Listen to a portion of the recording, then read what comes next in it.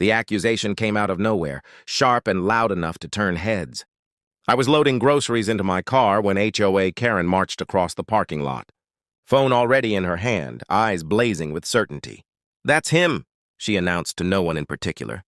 "He stole the package from outside Building C." I blinked, genuinely confused. I'd lived in the community for 3 years. Kept mostly to myself, paid my dues on time. Theft wasn't exactly on my resume. Still, Karen had that familiar tone, the one that said she'd already decided the truth and facts were optional. Within minutes, she had gathered an audience. Neighbors peeked from balconies. A couple paused mid-walk. Karen pointed at me like she was swearing me in as a criminal. She explained how a package had disappeared that morning and how she'd seen someone matching my description near the mailboxes. Matching my description apparently meant wearing jeans. I asked calmly what was missing. She rattled off the contents like a prosecutor. I told her I hadn't taken anything and suggested she check with the office. That only seemed to offend her further. "Oh, we will," she snapped. "And security, too."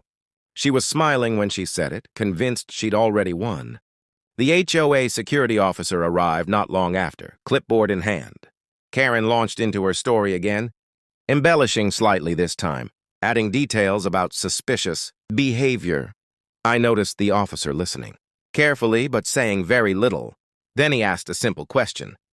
"Do you want us to pull the camera footage?" Karen's smile widened. "Absolutely." We walked to the office where a small group gathered behind the monitor. The officer rewound the footage to that morning. There was Karen, clear as day, collecting her mail. A few minutes later, another resident approached. The elderly man from Building C picked up a package, looked at the label, frowned, and carried it toward the wrong building. Karen leaned closer to the screen. The video continued. The man returned 10 minutes later, visibly flustered, and placed the package back where it belonged. "No theft? No me? I didn't appear on camera at all." The room went quiet. Karen crossed her arms. "Well, that doesn't prove anything." The officer raised an eyebrow. "It proves you made a false accusation." Her face flushed red. She muttered something about keeping the community safe and stormed out.